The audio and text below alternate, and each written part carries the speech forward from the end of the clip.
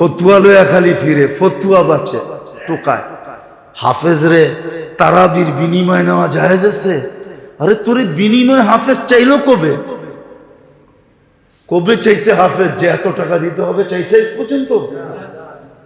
তুই তো তোর হুকুম শিখোস নাই, আমরা তো আমাদের হুকুম শিখি নাই।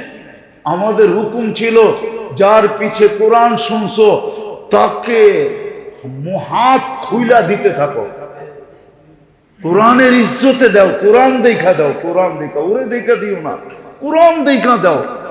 হাফেজ যেন বাহির হয় সুদেশ। আপনাদেরকে কেমনে বুঝাবো? দুইটা তো বেজে গেল।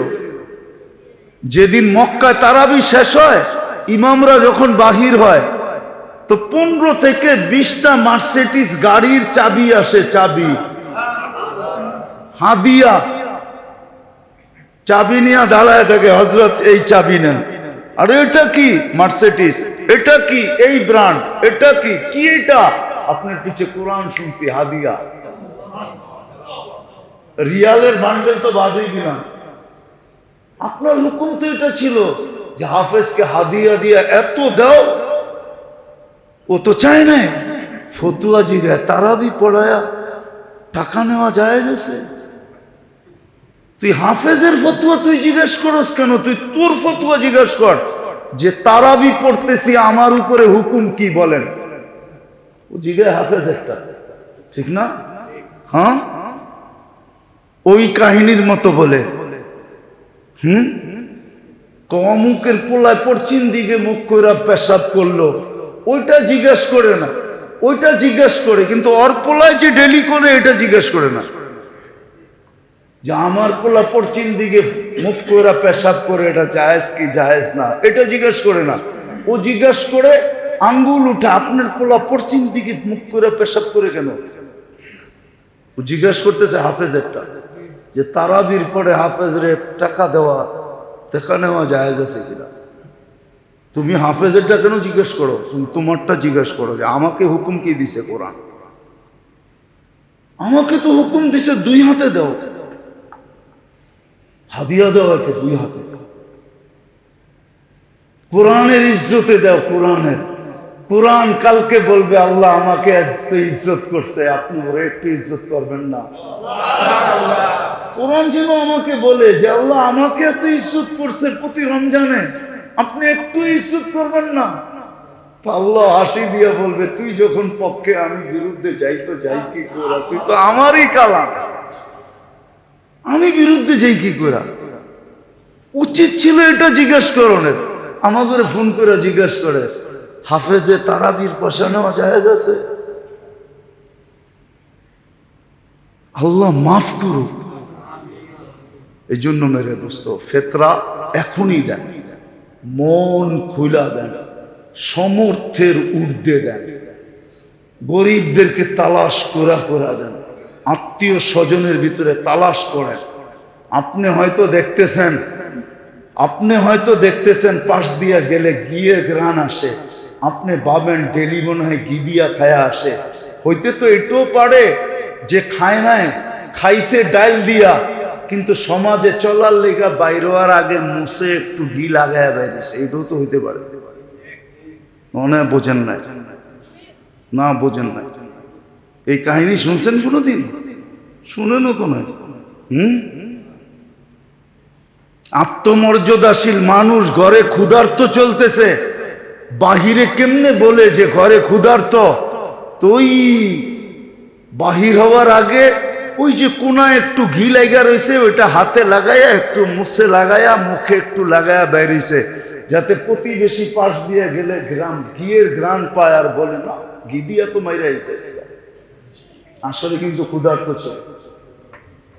এরকম আমাদের আত্মীয় স্বজন বহুত আছে, পাড়া প্রতিবেশী বহুত আছে যে মুছে ঘি লাগিয়া বাইর হয়, বাহিরে জানতে দেয় না, খবর লন ভিতর থেকে। থাকলে 2 হাতে খরচ করেন ওর উপরে, টাকা যাবে। আজকে যদি দুনিয়ায় কিয়ামত হয় কালকে সকালে, বলেন আপনাদের ব্যাংক ব্যালেন্স কোন জায়গায় যাবে? জান্নাতে যাওয়ার পরে দিবে, ঠিক না? কোথায় যাবে ব্যাংক ব্যালেন্স? কোথায় যাবে ঘরের গচ্ছিত সোনা? কোথায় যাবে সম্পদ? বলেন। দুই হাতে খরচ করেন।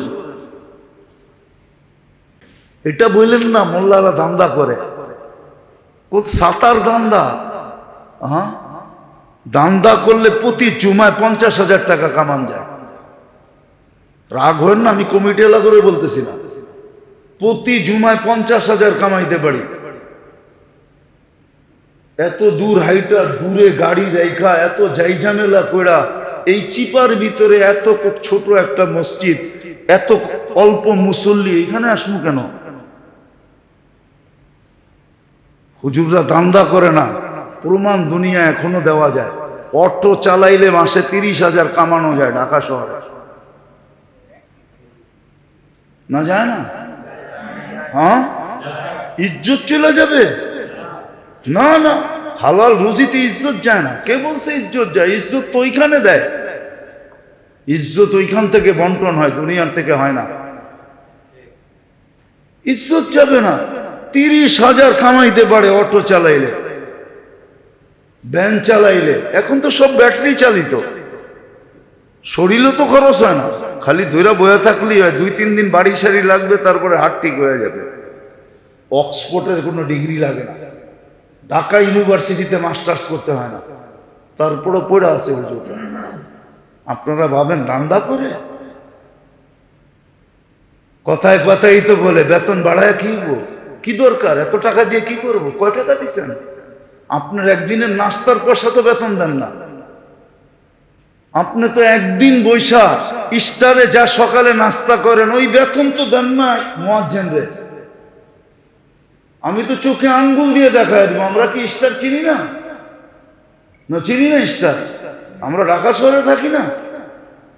না মনে করেন জীবনে কোনো হোটেল দেখি নাই? কয় স্টার হোটেল দেখছেন জীবনে? দুনিয়ার কোনো স্টার নাই যেখানে আমি না দেখছি। জুনিয়র কোনো উন্নত থেকে উন্নত বুপ নাই যেখানে আমি না খাইছি। আমাকে কি বুঝাবেন? ইস্টারে বৈশা সকালে যে নাস্তার বিল দেন, ওটা তো মুয়াজ্জিনের বেতন দেন না, আবার বলেন ধান্দা করে। রাগ হবেন না, পায়ে হাত দিয়া বলি,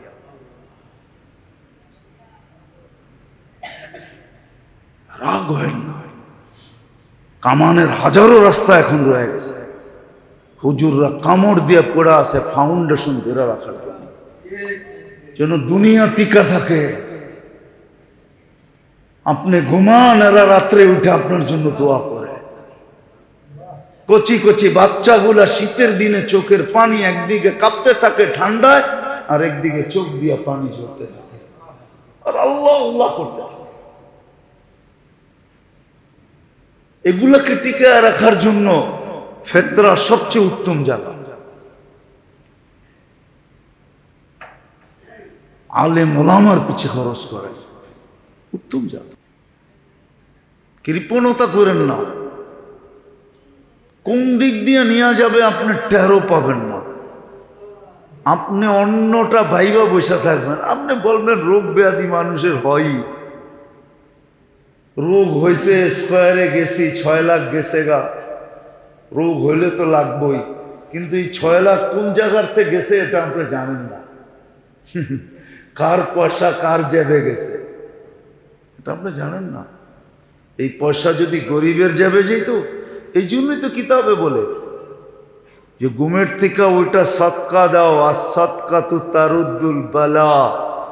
যদি তুমি সারাদিন বিপদ থেকে বাঁচতে চাও, তাহলে গুমের থেকে ওইটাই একটা কাঠ মেরা দাও। কাঠ মারে না, কাঠ চেনেন? আরে মনে হয় জীবনে কাঠকুট খেলা দেখেন না। আরে জানেন, তারপরে চুপচাপ আছেন আর কি, না জানার মানজোরা, ঠিক না? দেখেন না, জোশে আয়া কাঠ মেরা দেন, মারলাম এটা দেহি মার, ঠিক না? সকালে ওইটা সৎকার কাঠ মেরা দাও, ওইটাই সৎকা দাও, সৎকা দাও। আমি আপনার করে তাহদিসে নেয়ামত বলতেছি, অহংকার করে বলতেছি না, শুধু উৎসাহিত করার জন্য বলতেছি। আলহামদুলিল্লাহ, এটা আমি 2008 থেকে এই পর্যন্ত হবে আমার ঘরের নিয়ম এটা, সকালে উঠা নাস্তা হোক আর না হোক আগে সৎকা হবে, নাস্তা পরে হবে, এবং ভিন্ন ভিন্ন ভাবে হবে। আল্লাহ বাঁচায় দিতেছে, কারণ আমি ভুক্তভোগী ছিলাম 2008 পর্যন্ত, জানে অনেকে, ছেলে নিয়ে ভুক্তভোগী ছিলাম, কিন্তু আলহামদুলিল্লাহ এখন আর ভুক্তভোগী না। এখন ওষুধ কিনতেই হয় না, আমারটা কিনতে হয়, কিন্তু বাচ্চা কাচ্চার কিনতে হয় না, আলহামদুলিল্লাহ, ঘরের কিনতে হয় না। আল্লাহ বাঁচায় দিছে। উচিত ছিল ঘুমের থেকে উঠি সৎকা দিবে, সৎকা দাও। 24 ঘন্টায় কত, আরে বলেন না,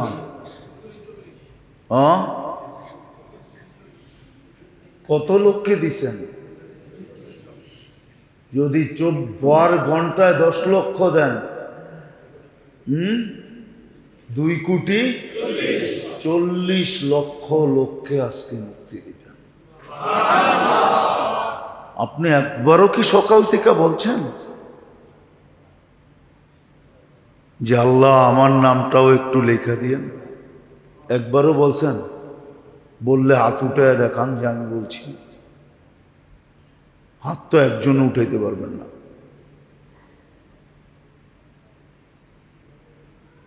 যে আমি বলছি, বা ডেলি ইফতারির সময় বলছি যে আল্লাহ এখন না বলে 10 লক্ষ দিবেন, আমার নামটা একটু দয়া করে দেন না লেখা। কজন ইফতারির সময়? তখন তো ইফতারির দোয়া মনে থাকে না, দোয়া করবে তো দূরের কথা, দোয়াও মনে থাকে না। ইফতারির উপরে এমন ভাঙ্গা পড়ে, ঠিক না? ঠিক না? বলবেন শয়তান না আবদ্ধ আছে, তারপরও আমার এই অবস্থা কেন হয়? আরে শয়তান আবদ্ধ আছে, কিন্তু আপনার মন তো আবদ্ধ না। এই জন্য আমি ওদিন রাত্রে বলছিলাম, এতে কাফে বয়ানে বলছিলাম যে যেই ব্যক্তি মনের অনুগত্য হইল, মনকে পীর বানাইল, পীর মনের অধীন হইল, ওর জন্য কোনো শয়তানের দরকার নেই। শয়তান ওই ব্যক্তির থেকে কি কি শয়তান ওই ব্যক্তির থেকে নিষ্ক্রিয়, শয়তান ওই ব্যক্তির থেকে হাত উঠে ফেলছে। শয়তান বলে তোর জন্য আমার প্রয়োজন নাই, কেননা আমিও যার মুরিদ হইয়া শয়তান হইছি, তুই তো ওরই মুরিদ, আমরা পীর ভাই, বিদায় আমি তোকে কেন ধোকা দিব? কেননা শয়তান শয়তান হইছে কার কথা মাইনা? নফসের কথাই তো, নফসই তো মন, ঠিক না? মনের কথা মাইনেই তো শয়তান হয়েছে, ঠিক না? হ্যাঁ, এখন আপনি আর আমি মনের অধীন। তো শয়তান বলে তোকে ধোকা দেওয়ার কোনো দরকার আমার নাই, আমি তোর জন্য তৈরি হই নাই, কেননা তুই আর আমি তো পীর ভাই। পীর ভাই বুঝেন? একই পীরের, দেখেন না, কয় পীর ভাই, আবার কিছু আছে আরাফতি ভাই।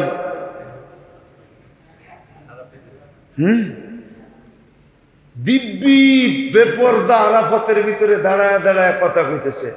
আরে ভাই পর্দা, আমরা আরাফতি ভাই বোন না? এরা বলে আরাফতি ভাই বোন। কি হাসেন কেন? দেখেন না চোখে? বস করছেন? দেখেন না? আমরা জিজ্ঞেস করছি ভাই এটা কি? আমরা আরাফতি ভাই বোন। এ বলে আরাফতি ভাই বোন। শয়তান কয় তোর জন্য আর আমার কোনো দরকার নাই, কেননা তুই আর আমি এক পীরের মুরিদ, আমরা যেরকম পীর ভাই, তোরা দুইজন এরকম আরাফতি ভাই বোন।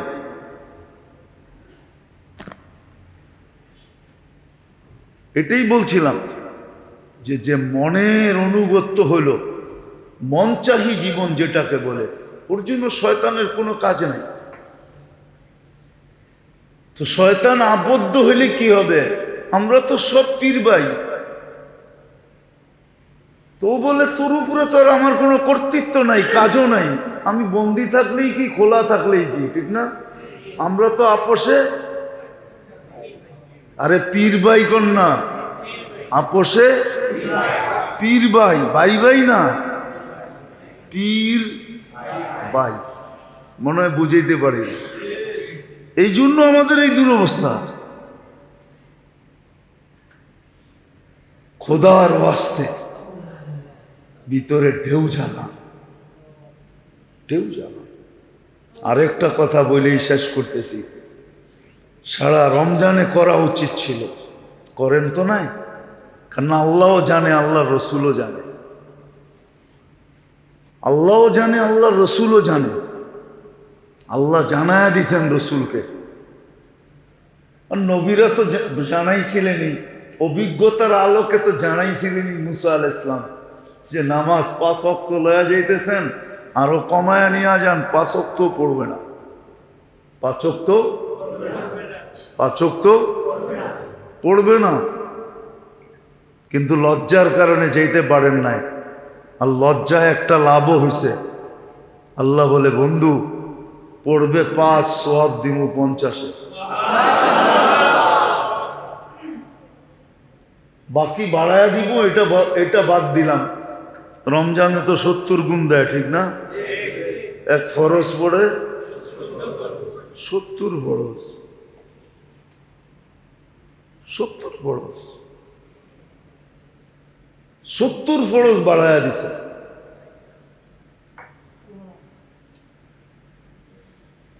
তো যেটা বলতেছিলাম, অভিজ্ঞতার আলোকে আল্লাহ জানায়া দিছেন, আল্লাহ রসুলও জানায়া দিছেন, জানায়া দিছেন আমাদেরকে, জানায়া দিছেন যে সহানুভূতি কতটুকু করবে। এক গোটের বিনিময়ে, এক ডোকের বিনিময়ে জান্নাত দিতে চাইলে কি হবে, জান্নাত নিয়ে দাঁড়ায় থাকলে কি হবে? আমরা তো বলি লয় তো লয় কে, ঠিক না? এটাই তো আমরা সারা বাস দেখাইছি, ঠিক না? যদি তা না দেখাইতাম তাহলে প্রত্যেক বাড়ির সামনে এক বাড়িওয়ালা আরেক বাড়িওয়ালার বাড়ির সামনে দাঁড়ায় থাকতো ইফতারের আগে। ভাই দাঁড়ায় আসো কেন? ভাই আমার ইফতারটা নেও না, একটু আমারটা দিয়ে খোলো না, আমি জান্নাতের পাগল হয়ে আসছি। সহানুভূতির মাধ্যমে জান্নাত পাইতে চাই, ইফতার খোলানোর মাধ্যমে জান্নাত পাইতে চাই। তাহলে তো প্রত্যেক বাড়িওয়ালা দ্বিতীয় বাড়িওয়ালার সামনে দাঁড়ায় থাকতো। রোডের চতুর্পাশের বাড়িওয়ালারা রোডের ভিতরে দাঁড়ায় থাকতো। তাহলে কি ঢাকা শহরে ইফতারির সময় যারা জ্যামে জটে হাজার হাজার লক্ষ লক্ষ মানুষ আবদ্ধ ছিল, আবদ্ধ ছিল, ওরা কি একটা পানির বোতলের জন্য হাহাকার করতো নাকি? না করে নাই। সবচেয়ে বড় প্রমাণ তো আমি তো চোখে দেখা বলি। আমি একদিন ইফতারি করছিলাম, আসতেছিলাম, প্রোগ্রাম ছিল আমার আসরে জোহরের পরে, নরসিংদীতে প্রোগ্রাম শেষ করে আসতে আসতে দেরি হয়ে গেছে। যাত্রাবাড়ি ফ্লাইওভারে ওঠার আগে জ্যাম ছিল, আমার গাড়িতে ইফতারি ছিল, সব ছিল, আমি নিয়েই বাহির হই, সারা মাসেই নিয়ে বাহির হয়েছি, সব ছিল, এমন কিছু ছিল না যে ছিল না। কিন্তু আমি তো চিত্র দেখছি, আমার গাড়ির থেকে তো আমি কাউকে দিতে পারতেছি না, কাকে দিব? আবার একটা সমস্যাও তো আছে, গাড়ির থেকে দিলাম, আবার কইলো খাওয়ায় আবার বেহুশ বানায়নি, সবকিছু লুটা লয়া যায়নি, ঠিক না? কিন্তু চিত্র দেখছি,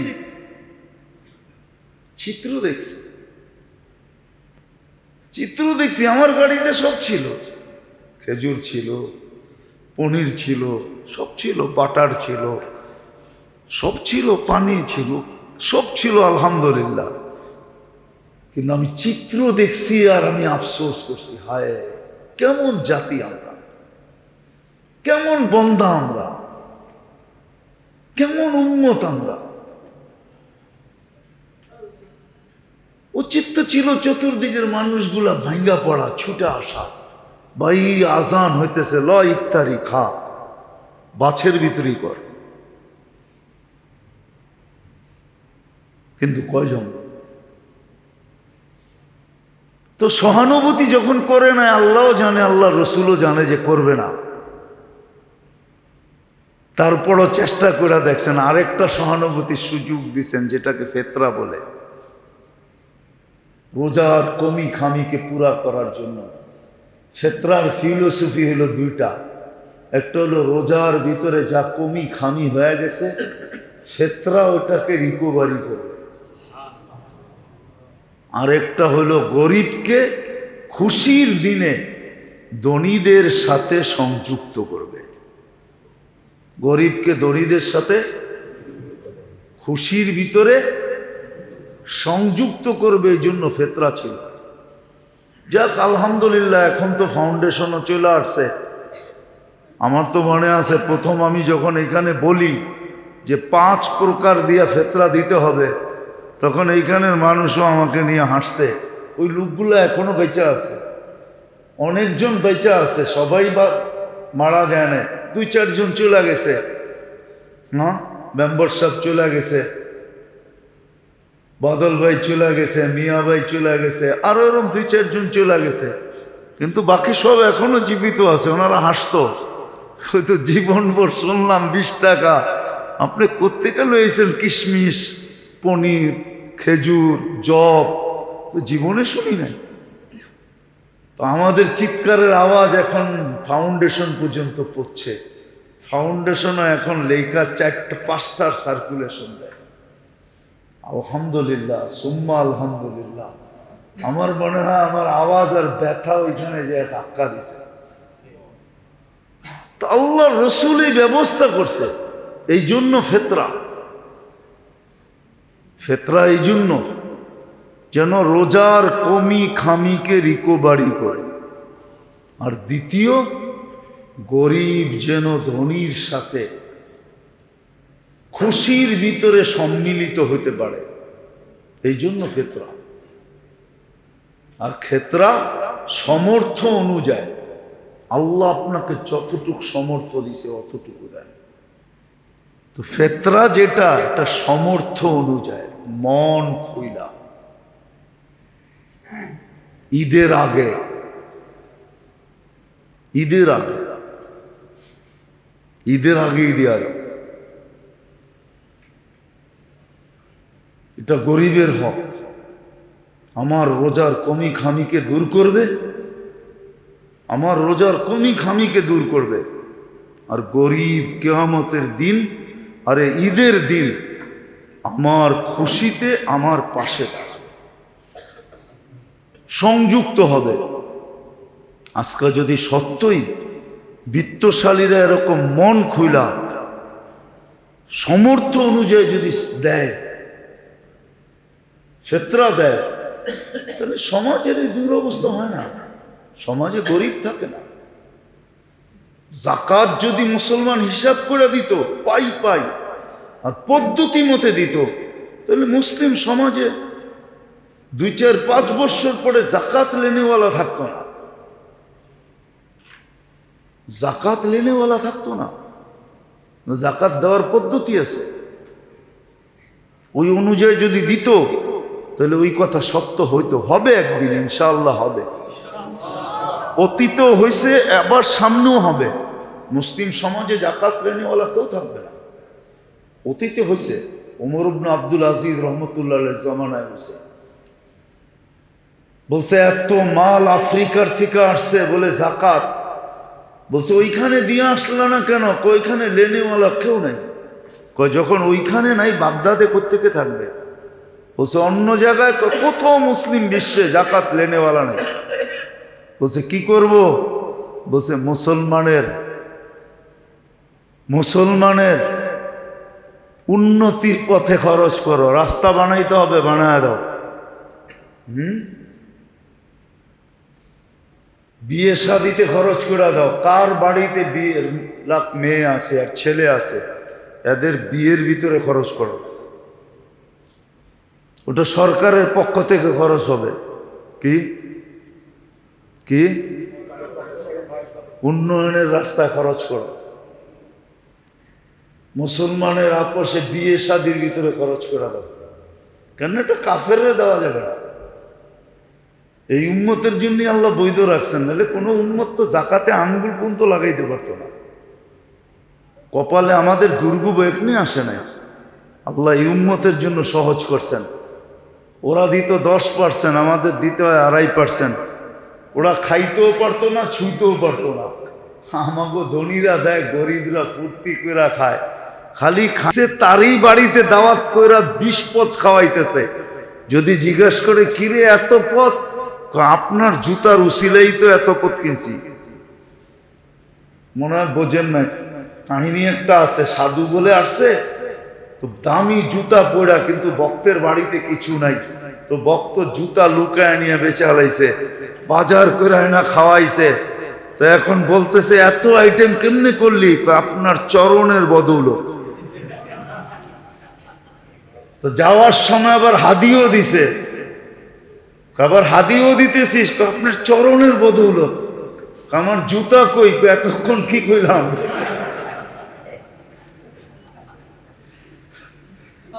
এতক্ষণ কি বললাম? আল্লাহ তো উম্মতকে এরকম দিছে, গরিব নিবে আবার ধনীরে দাওয়াত দিয়া খাওয়াবে।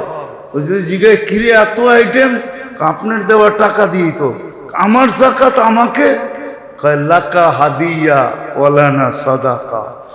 আপনি আমারে যাকাত দিছেন, আমি আপনারে হাদিয়া খাওয়াইতেছি। আমি ময়লা আনছি, আপনাকে দুনিয়ার উত্তমটা খাওয়াইতেছি। আল্লাহ রসুল বলছে লাকি সাদাকাতুন ওয়ালানা হাদিয়াতুন। এই উম্মতের জন্য আল্লাহ করছে। মন খুলা দেন, কৃপণতা করেন না, সমর্থর চেয়ে ঊর্ধ্বে দেন, 2 হাত খুলা দেন, আল্লাহ ছাপ্পর ভেড়া দেবে। ফেতরা দিয়া দেন 2-4 দিন আগে। এমন না ঈদের দিন তালাশ করেন না যে ফেতরা কই দিব। সবচেয়ে উত্তম জায়গা হলো দিনী মাদারেস গুলাকে টিকে রাখার জন্য। এগুলা দুনিয়ার ফাউন্ডেশন। দুনিয়ার বর্তমানে ফাউন্ডেশন হলো দিনী মাদারেস গুলা। আপনি মানেন আর না মানেন, আমি তো বলি মাঝে মাঝে যারা কম্পিউটারে বড় পারদর্শী ওদেরকে বলি, তোরা দুনিয়ার মানচিত্রটা ল, আর দুনিয়ার থেকে মসজিদ মাদারেস ইসলামী দেশগুলা উঠায়া দিয়া তারপরে কম্পিউটারে দেখ দুনিয়ার গ্লুপটা তোকে কিরকম দেখায়। কসম খোদা, আপনি পুরা দেখেন, আপনি ওটাতে চোখ দিতে পারবেন না। আমার বিশ্বাস ওটার চিত্র পাল্টায়া যাবে, প্রযুক্তির ভিতরে পাল্টায়া যাবে। আপনি কাইপা উঠবেন যে এই চিত্র কেন, আমার কম্পিউটারে তো এই কালার নাই। চ্যালেঞ্জ করে দেখেন কেউ। দুনিয়া টিকা আছে এর কারণে। এগুলো দুনিয়ার ফাউন্ডেশন, এগুলোর পিছনে দেন, ঊর্ধ্বে দেন। আল্লাহ আমাদেরকে আমল করার তৌফিক দান করুন। ওমা আলাইনা ইল্লাল বালাগ।